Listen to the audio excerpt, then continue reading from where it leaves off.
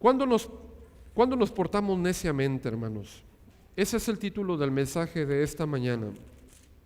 Y si usted ha seguido paso a paso las meditaciones que nos ha llevado el Señor a meditar todos estos días, se habrá dado cuenta de que a la par de la vida de David, también vienen otras vidas.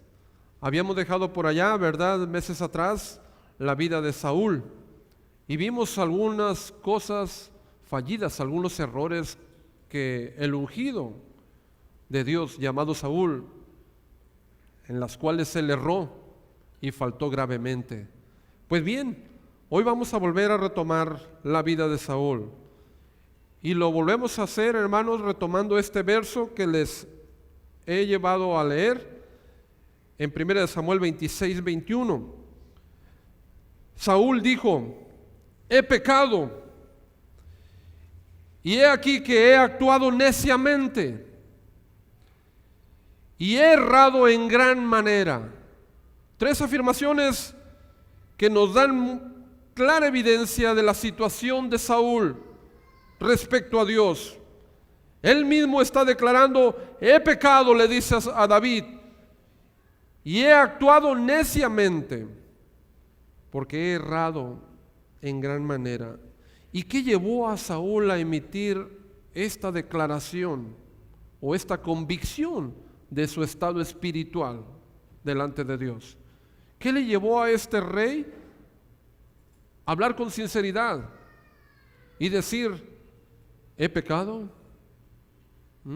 he actuado neciamente y he errado al blanco?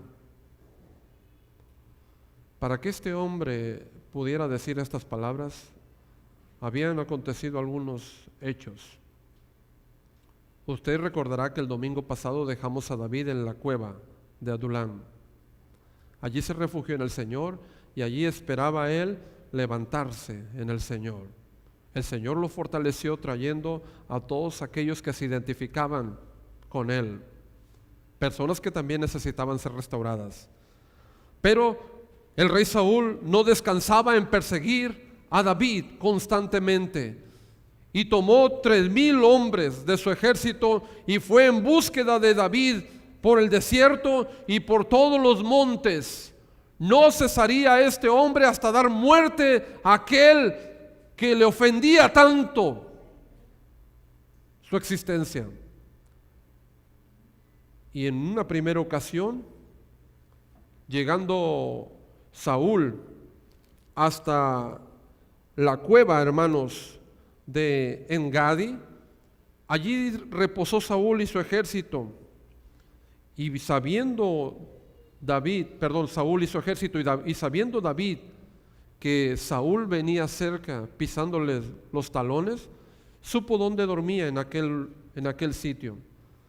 Pues se introdujo David hasta el lecho de donde dormía Saúl, y en esa ocasión rompió un pedazo de su manto y sigilosamente volvió a salir de en medio del campamento de Saúl, y desde lejos le dijo: oh padre Saúl, mira, yo no sé por qué me persigues, yo no te he hecho en absoluto ningún mal, y quizás los consejeros que te rodean han hablado mal de mí, pero Dios me ha dado la oportunidad de tener en mis manos tu vida el día de hoy. Mira cómo he obtenido un pedazo de tu manto mientras dormías, pero no he querido ni tocarte, porque Dios me libre tocar al ungido de Dios.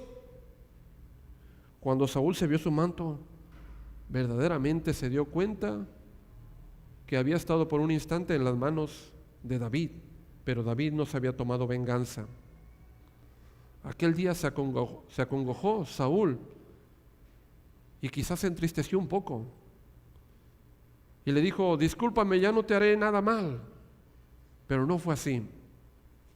Le siguió los pasos, y ya estando en el territorio de Zif, nuevamente Saúl con 3,000 de sus soldados llegó hasta donde estaba muy cerca David, Y allí, descansando Saúl en una cueva en el desierto, nuevamente durmió. Y llegó de nuevo David con un escudero. Se introdujeron al campamento de Saúl y ahora le tomó la lanza y también una vasija de agua. Y nuevamente salió y desde lejos le volvió a llamar: Saúl, Padre mío, ungido del Señor, mira nuevamente cómo te cuidan tus soldados, pues hoy Dios me ha dado la oportunidad de también vengarme y tomar tu vida, pero no lo he hecho por temor y amor a Dios, porque Dios, líbreme del día en que yo me levante contra el ungido del Señor. Mira, hoy he tomado tu lanza y he tomado tu vasija de tomar agua. Fue entonces cuando Saúl comprendió qué necio estaba haciendo, qué neciamente estaba obrando, cómo se había dado a la tarea de perseguir a un siervo también de Dios, inocente, y encima de todo eso le mostraba a Dios la oportunidad que había dado al otro de vengarle o de hacerle mal, y éste no había querido. Fue entonces cuando reflexionó Saúl respecto a su vida y emitió estas palabras de condenación, pero también palabras de un examen exhaustivo de su vida completa. Y entonces dijo Saúl: he pecado contra Dios y he actuado neciamente todo este tiempo, y sé que he errado en gran manera. Pero quiero decirles, hermanos, convicción no es arrepentimiento, porque aquí vemos a un hombre convencido de su pecado y de su estado espiritual, pero no arrepentido. Usted recordará a Judas también, convencido también del mal que había hecho al entregar al Señor Jesús, y dijo: he entregado a ustedes a hombres, a un hombre inocente, a Jesús, pero no se arrepintió. Estaba convencido. Satanás también está convencido de que está actuando mal y de que su destino es el infierno, pero en él no hay arrepentimiento alguno, ni lo habrá. ¿Ha hecho usted alguna vez en su vida algo necio? Saúl dijo: he actuado neciamente. Entonces, ¿cuándo actuamos neciamente? Necesitamos preguntarnos hoy: ¿cuándo es cuando estoy actuando de una manera necia? Ahí le va, hermanos, porque son algunos puntos interesantes. Actuamos neciamente, hermanos, en primer lugar, cuando no usamos nuestras capacidades para la gloria de Dios. Primer libro de Samuel, capítulo 9. Así es, cuando no estamos usando nuestras capacidades para darle toda la gloria a Dios, usted está actuando neciamente. Saúl, usted recordará en los primeros sermones de esta serie, tenía muchas capacidades. Usted lo vio conmigo. Pudo haberlas usado, hermanos, para glorificar el nombre de Dios, aquel que lo había ungido como rey, pero no lo hizo. Déjeme recordarle algunas de las capacidades o cualidades de Saúl. Era un gran joven, ¿se acuerda? Dice la Biblia que era hermoso, de hermoso semblante, de hermoso parecer. Era, hermanos, robusto, era más alto que todos los demás. Le salía a la gente una cabeza, la gente le llegaba hasta el hombro, y era valeroso. Por eso Dios lo había escogido. Usted y yo podemos tener muchas capacidades y cualidades preciosas que son otorgadas solamente por Dios. Miren, yo soy pintor, pero no me jacto de esto haberlo obtenido por mí mismo, porque esto es un don de Dios. Quizás usted toca, quizás usted canta, quizás usted es bueno para administrar, Quizás usted es bueno para dirigir, quizás usted es bueno en el hablar, o tal vez para distribuir. Note cuántas cualidades usted tiene, pero no me venga a mí diciéndome que usted no tiene capacidades o no tiene talentos ni dones, porque eso es una vil mentira. Dios nos ha hecho seres especiales y con capacidades muy hermosas y únicas.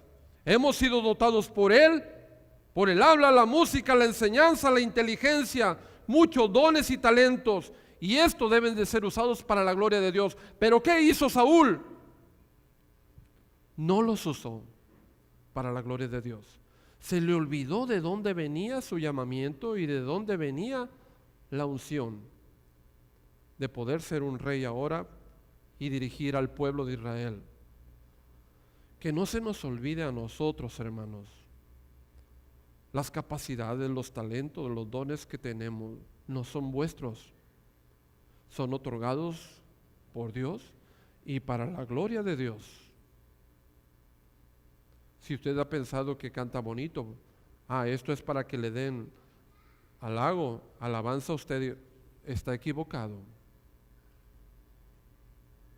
Usted ha tenido ese talento para darle gloria a Dios y usted debe de usarlo. Ahora, si usted no lo usa para la honra y gloria de Dios, déjeme decirle, entonces Dios se lo quitará y se lo dará a otro que sí, en verdad sabrá usarlo. ¿No se ha percatado de esto usted? Porque la Biblia también nos enseña de ello.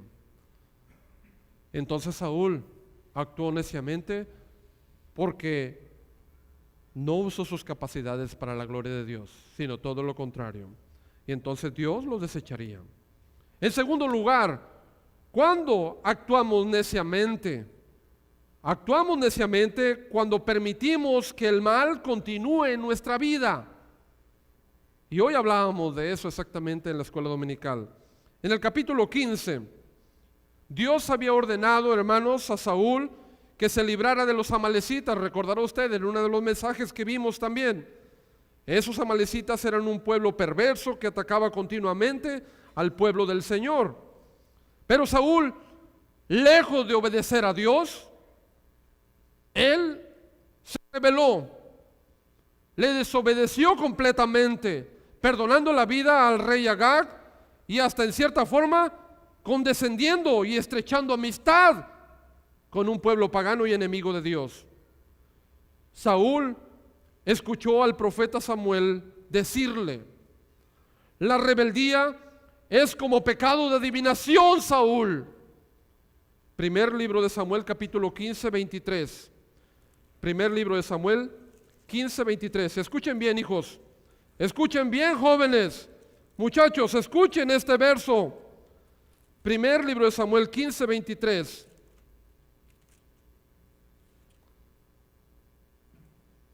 Porque como pecado de adivinación es la rebelión, y como ídolos e idolatría la obstinación.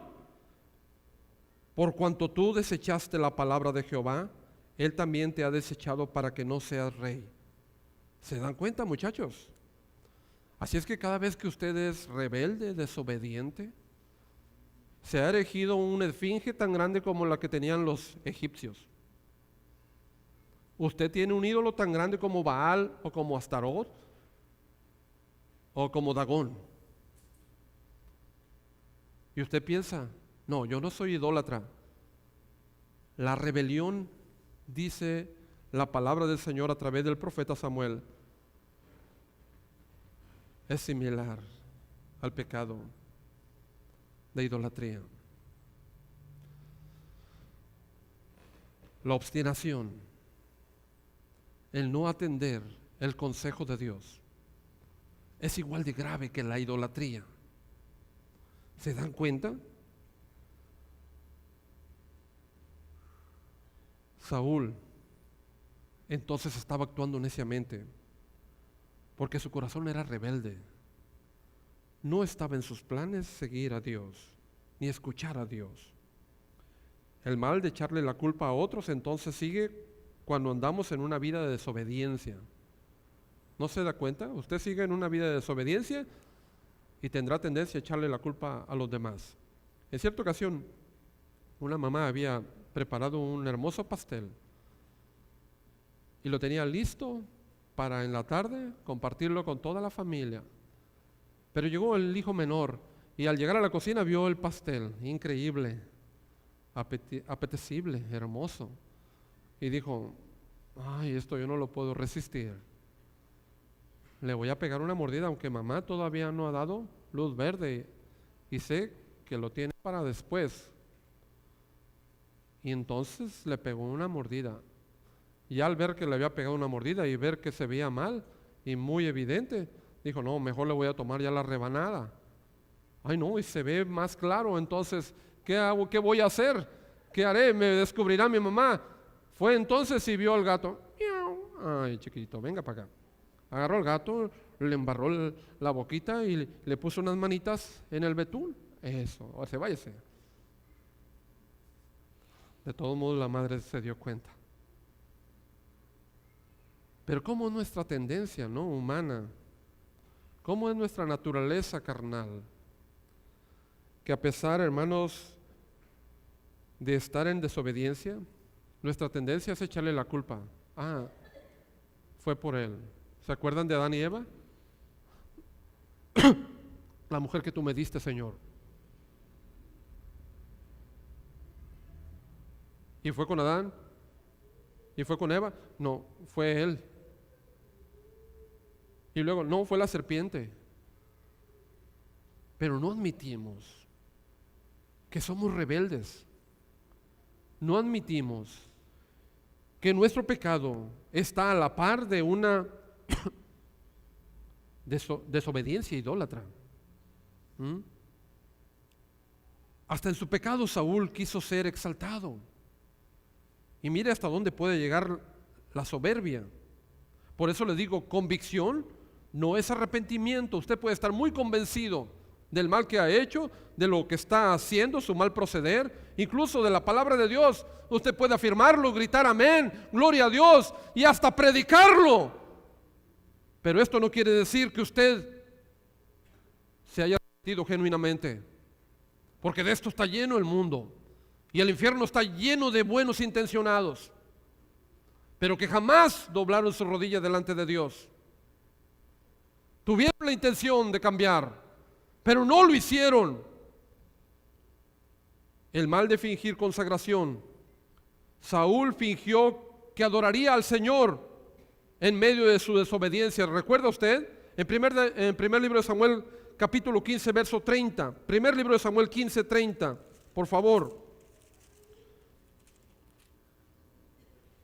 Dice la Biblia, y él dijo, yo he pecado. Fíjese muy bien, convencido Saúl. Claro que he pecado, pero te ruego que me honres delante de los ancianos de mi pueblo y delante de Israel y vuelvas conmigo para que adore a Jehová tu Dios. Y si he perdonado a esos cabritos que tú escuchaste, los he perdonado para ofrecer un holocausto a tu Dios. Fíjense cómo fingimos y cómo pretendemos una vida espiritual. Saúl dijo, claro, he pecado. Pero no lo tomes en cuenta. Volvamos a hacer las cosas de nuevo. ¿Cuántas veces el pastor le ha tocado lamentablemente ir, verdad? A atender necesidades o situaciones muy difíciles y enfrentar lamentablemente una situación de pecado. Y a veces cuando estoy con estos hermano, es que no has hecho bien. Es que el pecado es evidente y está claro. Qué difícil es esto, hermanos, para un pastor, enfrentar el pecado en una vida. Y aquellas personas, está bien, pastor, díganos usted qué debemos hacer. Vamos a continuar haciendo esto y aquello. Sí, nos dijo otro. Sí, pero yo no veo que eso sea malo, pastor. Sí. Mi hija falló. Sí, se embarazó. Pero el único pecado es que no se puso condón. ¿Cuándo entenderemos? ¿Cuándo comprenderemos lo que ofende y desagrada a Dios? ¿Cuándo tomaremos con seriedad nuestra rebelión? Porque aún en nuestro pecado queremos que se nos honre como Saúl. Sí he pecado, pero incluso una vez me llegaron a decir, están esperando que le pida perdón. ¿Por qué? Porque le dijo muy fuerte usted, pastor. Le dijo muy fuerte eso. Es como si usted le dijera a Dios, cuando le halló en su pecado, me has ofendido, Dios. Me dolió que me descubrieras en mi maldad y en mi pecado. No. Es como si un hijo le dijera al padre, ¿por qué me reprendes? Seguiré en mi necedad cuanto quiera. Me ofendes al decirme lo que me va a acontecer. No, no puede hacer eso usted. Usted es quien necesita humillarse delante de Dios. Entender que su rebeldía le ha propiciado todo lo que está en su entorno. Y no sea como Saúl. No sea como él.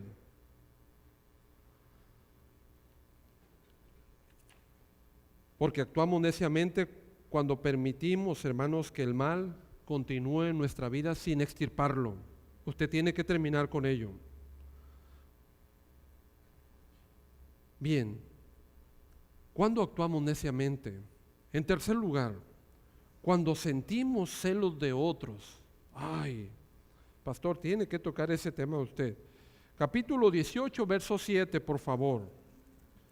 Capítulo 18 del primer libro de Samuel, verso 7. Y cantaban las mujeres que danzaban y decían, Saúl hirió a sus 1000 y David a sus 10,000. ¿Recuerda usted cuando David mató a Goliat? Si bien Saúl era un héroe, un valeroso rey delante de Israel, pero cuando el jovencito David mató a Goliat, las mujeres salieron a las calles y cantaban, sí, el rey Saúl mató a sus 1000, pero David mató a sus 10,000. Y esto, hermanos, enfureció en gran manera a Saúl. ¿Qué pasa con este hombre? Saúl lo tenía todo, no le faltaba absolutamente nada. Saúl era el rey de Israel, todo estaba a su disposición, pero él quería toda la gloria para él. Conocemos la historia de David. Él, cuando mató a Goliat, el pueblo salió a las calles cantando en alegría. Saúl no pudo soportar esa canción de éxito de otro. Desde ese entonces procuró Saúl perseguir y matar al joven pastor David. En 2 ocasiones, le dije a usted, quiso enclavarle en la pared con su lanza. Y en una ocasión hasta mató 85 sacerdotes del pueblo de Nob. 85 sacerdotes y todas sus familias por haber favorecido a David. Esto está en el primer libro de Samuel, capítulo 22, verso 6. Los celos le hicieron, hermanos, actuar nuevamente como un necio. Los celos pueden llevar a malas obras, por eso tenemos que tener cuidado. Si usted o yo estamos encelando o envidiando cualquier otra cosa, cuidado. ¿Y cómo puede usted identificarlo? Usted ve el auto de su vecino y eso le hierve a servir la sangre, cuidado. Usted no puede ver a la otra persona porque le cisca. Aquel que canta, ¿por qué canta mejor que usted? ¿Por qué le va tan bien a él y a mí no? ¿Por qué él está en ese lugar? Yo debería estar en su lugar.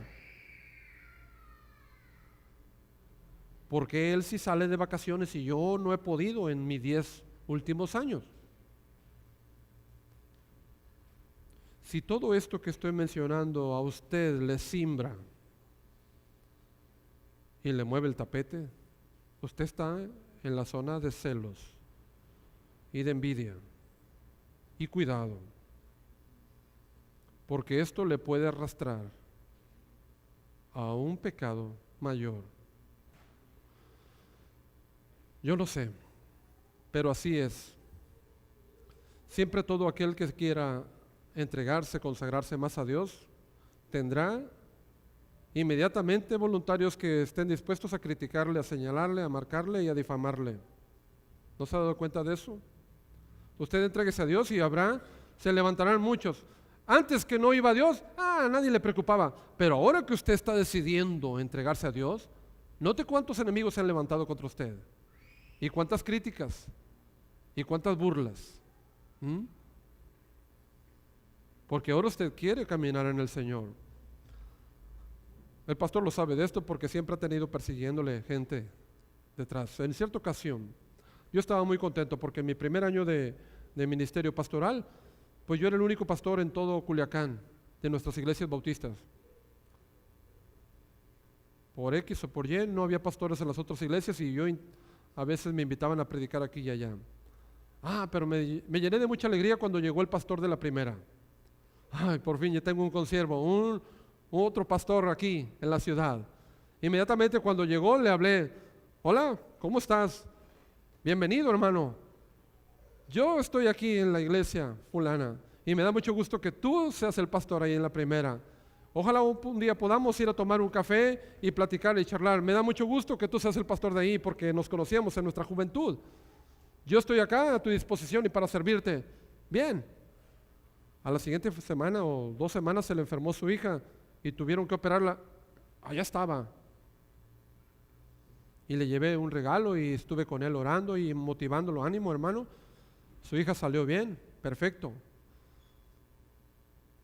Fuimos a Durango. ¿Qué te picho? Vamos, yo te quiero invitar. Y él me decía: somos amigos. Y no, muy bien. Cuando llegó mi ordenación, en la ordenación de un pastor vienen otros ministros a corroborar o a participar de esta fiesta.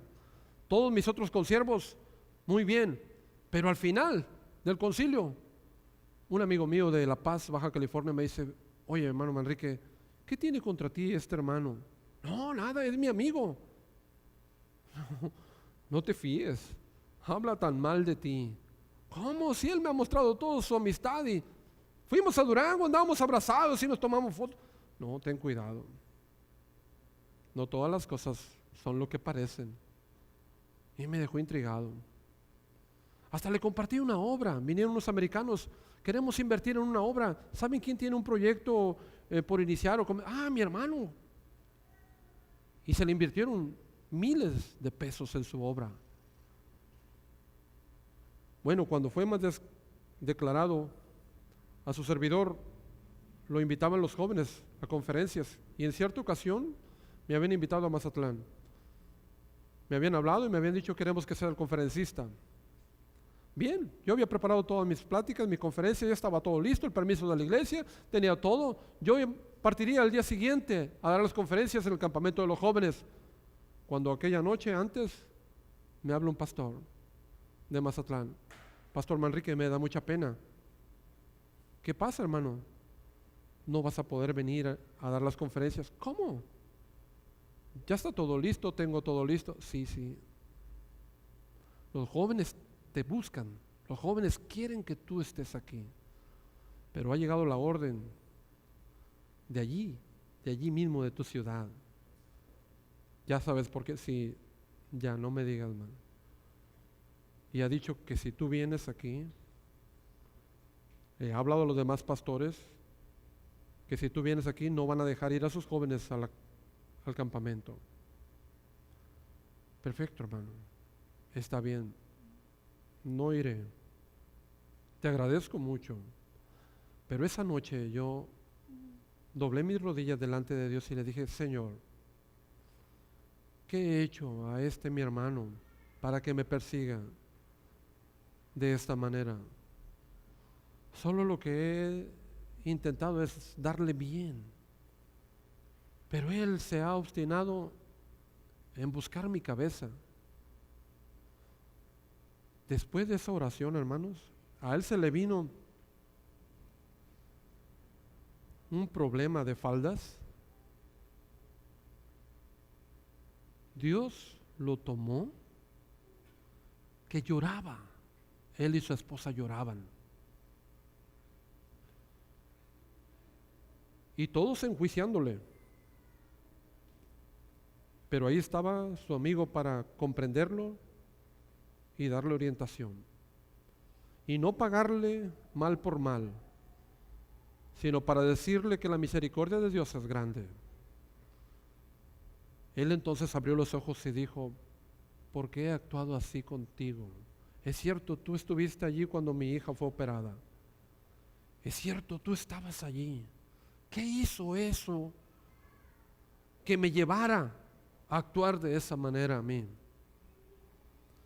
Hermanos, cuando sentimos celos de los demás, estamos actuando neciamente. Si usted está teniendo celos de su hermana, de su hermano, de su vecino, de su patrón, de su hermano, está actuando neciamente. ¿Cuándo actuamos neciamente? Cuando buscamos respuestas para la vida en religiones falsas y equivocadas. Primer libro de Samuel, capítulo 28, por favor.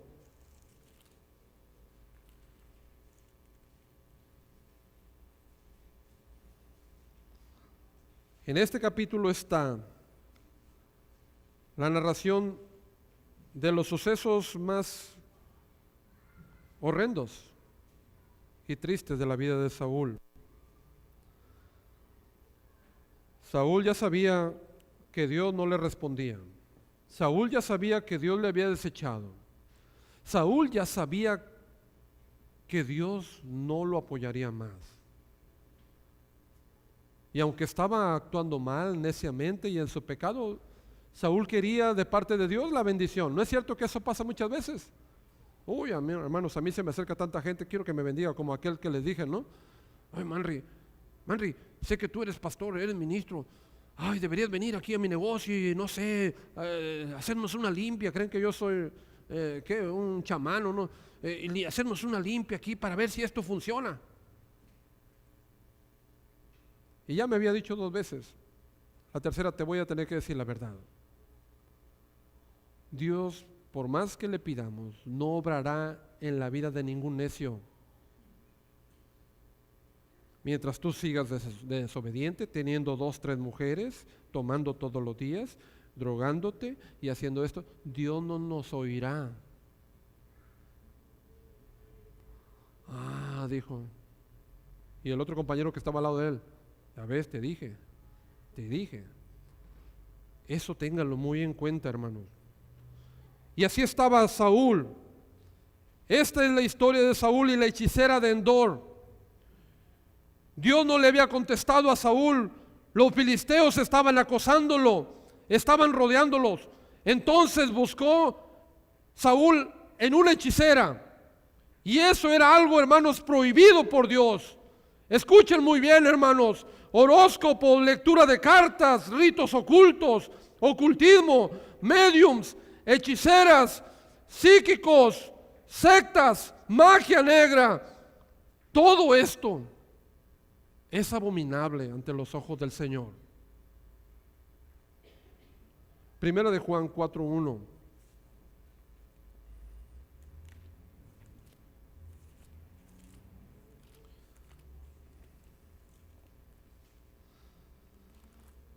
Amados, no creáis a todo espíritu, sino probad los espíritus si son de Dios, porque muchos falsos profetas han salido por el mundo. Esta semana, un joven al cual he estado predicando por mucho tiempo, y no he podido hacer que venga a la casa de Dios, pero él le ha hablado y siempre se me acerca para pedir el consejo y decirme: oriéntame, ahora estoy pasando por esto. O sea, volvió a acercar esta semana conmigo en un jardín de niños. Y me dijo: Manri, quiero compartirte algo.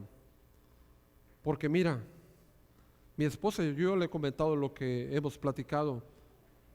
Ella ahora encontró a una señora allá en el pueblo. Dime. Y esta señora, en el nombre de Dios, le dice que le va a sanar y que le va a restaurar todo. Pero se me hace curioso, ¿por qué buscan a determinada hora de la noche? Y que no le diga a nadie. Y luego le dieron un aceitito, dice. Y entonces vomitó algo amarillo. Y le dijo: ya ves, ve. todo el mal que traías. Y hablaba en otras lenguas. Y luego le dijo que le había sacado los demonios, pero que volviera, que había más demonios que sacar. ¿Qué es esto?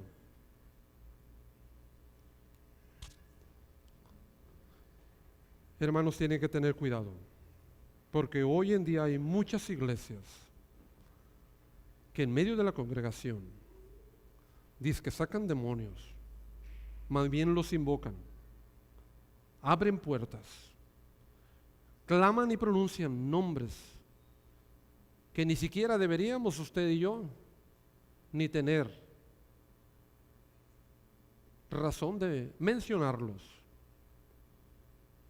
y que en el nombre del Señor intentan persuadir, rescatar y salvar. No todos los espíritus son de Dios. Y debo decir esto con mucho respeto para un sobrino que quiero mucho. Pero estábamos en un campamento y estaba dando la plática a los jóvenes y mencionaba algunos pecados y algunas cosas de las que tenían. Y mi sobrino, ¿sí? Ese es Candaini.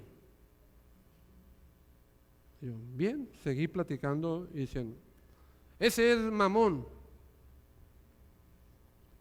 ¿Qué? Sí, son los nombres de los demonios de ese pecado. Bueno, ya al final sale, ven para acá. ¿Qué tienes tú que estarte aprendiendo los nombres de los demonios? Quiero que te memorices los nombres de mi Señor Jesús. Y usted y yo ni nadie ni siquiera tenemos que hablar de lo que ellos hacen en secreto. ¿Qué tiene que cantársele al demonio aquí en la casa de Dios? ¿Qué tiene que invocársele al demonio o sacarle al hijo del diácono el demonio y el domingo siguiente tráiganlo de nuevo para volvérselo a sacar y hacer un espectáculo de cacheteo aquí y volver y se le mete el hermano fulano y el mangano? ¿Por qué tiene que estar el demonio en la casa de Dios? ¿Qué nos dijo la palabra del Señor? Que nuestro cuerpo es templo del Espíritu Santo. ¿Por qué habéis hecho de él cueva de ladrones? Si en alguien no muere el Espíritu de Dios, entonces mora Satanás. Porque bien lo dijo nuestro hermano Luis, de una fuente, dice Santiago, no puede salir agua dulce y agua amarga a la vez. O somos de Dios o somos de Satanás. Pero Dios no se prestaría ni para un vómito amarillo ni uno verde. No está en la Escritura. Y déjenme decirles, aquel día Saúl fue a la bruja de Endor, a la hechicera de Endor. La hechicera, hermanos, Saúl le dijo, quiero hacer contacto con Samuel. Ya se había muerto el profeta Samuel. La hechicera, los mediums son aquellos que supuestamente hacen conexión con los muertos. Los hechiceros, los espiritistas son aquellos que hacen contacto con los demonios. Cuando la hechicera de Endor intentó comunicarse con Samuel, que esto no es posible, hermanos, para que nadie le engañe, nadie puede comunicarse con ningún muerto. Lo que ustedes observan o han escuchado por ahí no son sino imitaciones. Eso sí puede hacer el demonio, imitar. Pero Dios no permitirá, y mucho menos un justo, que haga contacto con nosotros o que se baje a nuestros requerimientos. Lo que sí se asustó la hechicera de Endor, se asustó porque evidentemente, al parecer fue Samuel el que apareció, y ella, caray, si esto era mentira, ¿sí? Y descubrió, tú me has engañado, tú eres Saúl. Sí, soy Saúl, pero no te voy a hacer ningún daño. ¿Que tú no eres siervo del Dios Altísimo? ¿Que tú no enviaste a desterrar a todos los hechiceros y todos los espiritistas de esta tierra?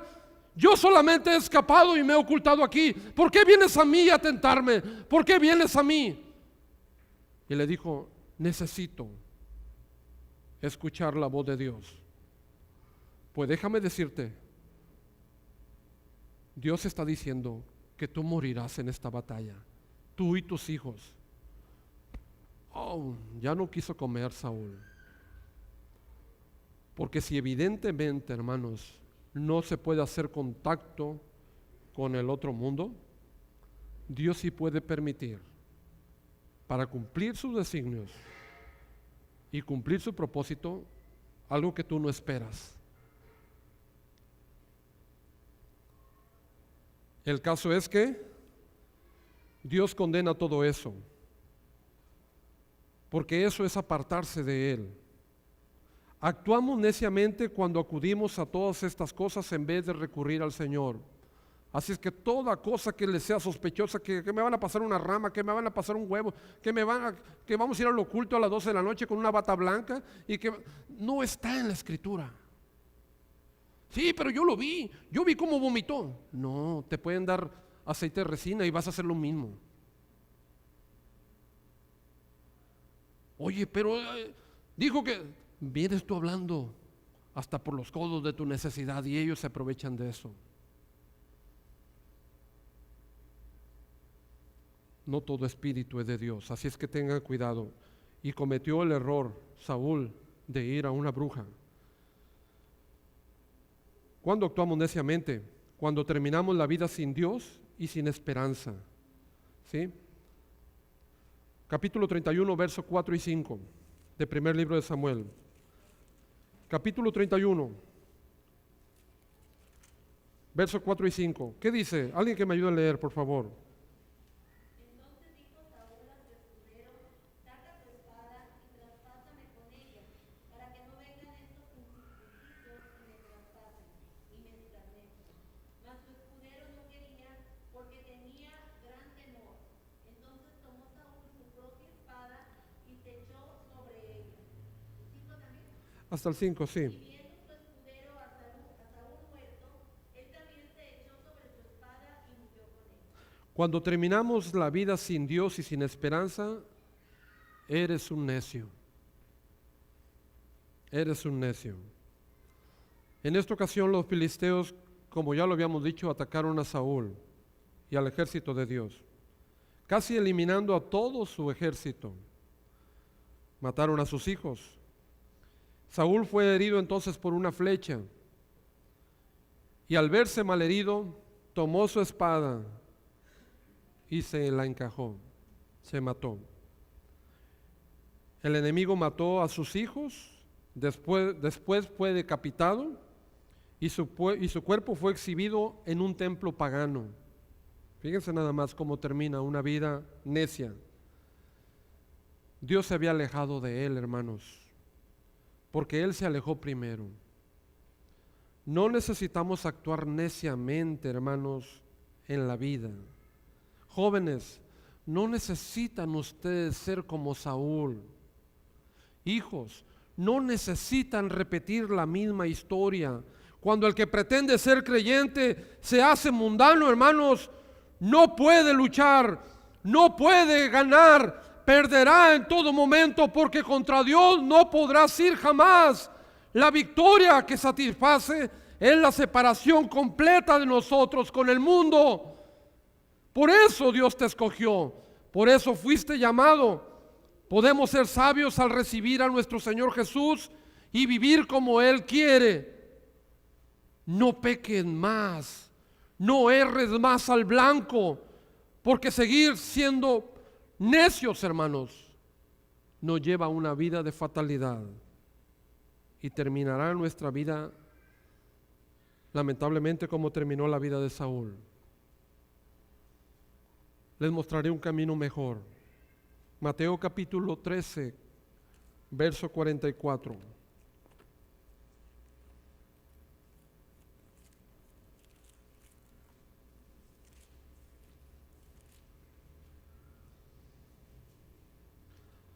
Además, el reino de los cielos es semejante a un tesoro escondido en un campo, el cual un hombre halla y lo esconde de nuevo, y gozoso por ello va y vende todo lo que tiene y compra aquel campo. Noten ustedes cuán sencillo claro y accesible es el reino de Dios. Se asemeja a un tesoro escondido, dice la parábola, en un campo, el cual un día que fue hallado por cierto hombre y maravillado por su hermosura, ¿qué hace? Lo vuelve a esconder, lo tapa de nuevo y va gozoso a su casa y se deshace de todas sus propiedades porque ha encontrado lo más grande y hermoso jamás visto en el mundo. Y una vez que ha vendido todo, va y compra el terreno donde había encontrado el tesoro. Y entonces lo hace suyo. ¿Qué nos está intentando decir la palabra de Dios? Jesús es nuestro gran tesoro, hermanos. Y aquel afortunado que lo ha encontrado está gozoso y debe estar gozoso. Y aquel afortunado se deshará de todo, lo venderá todo, porque quiere adquirir ese terreno, porque quiere asegurarse de que verdaderamente el tesoro sea suyo. Su satisfacción entonces será plena cuando sepa que el título de propiedad de terreno le pertenece. Pero si él hubiese sacado el tesoro antes de comprar el terreno, quizás era propietario, el dueño del terreno. ¿Qué nos dice esto? El verdadero camino, hermanos, es Jesucristo. Y una vida necia nunca caminará acorde a Jesucristo. Siempre actuará neciamente, alejándose por sus pecados y errando al blanco. Tenía muy clara su convicción, Saúl. He pecado, he actuado neciamente y he errado en gran manera al blanco. Yo me pregunto, ¿cómo está tu vida hoy? ¿Cómo está su vida después de ver la de Saúl? ¿Cómo has caminado hasta ahora? Desháganse de todo lo inútil, desháganse de lo mediocre y de lo banal y apodérense de cada rescollo, cada rincón, cada pedazo de tierra que no era nuestro. Hagan lo suyo. Entonces disfrutarán del verdadero tesoro, que es Jesús. Entonces podrán gozarlo plenamente y amarlo.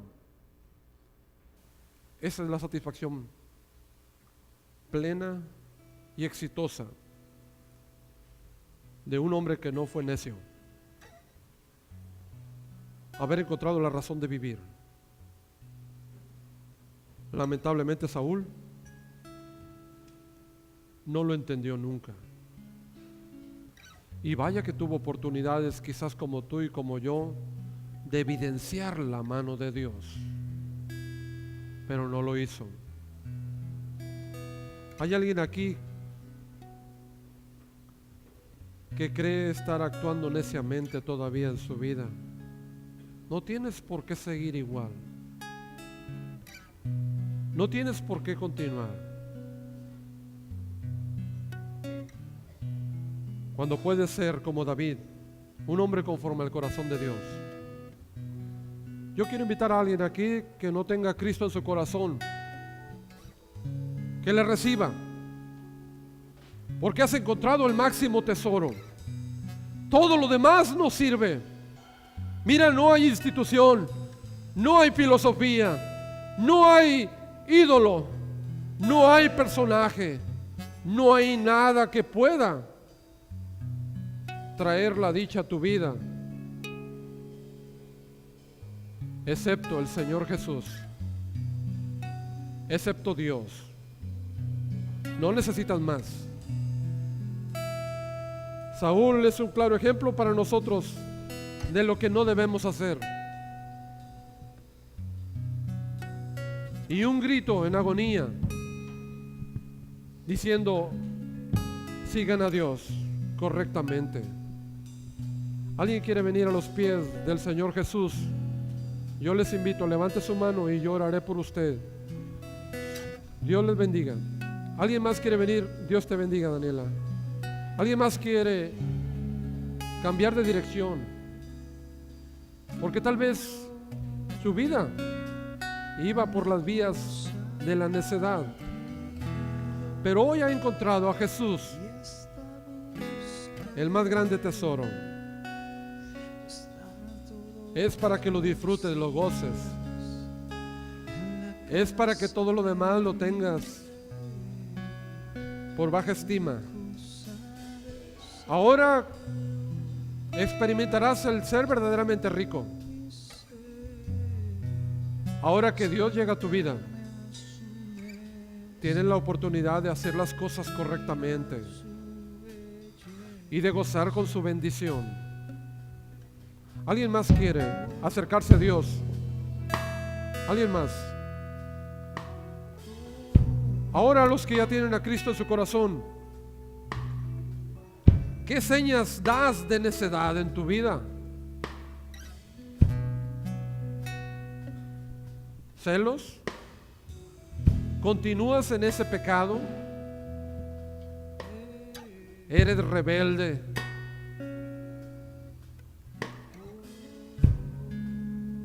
¿Has buscado otras alternativas olvidándote de Dios?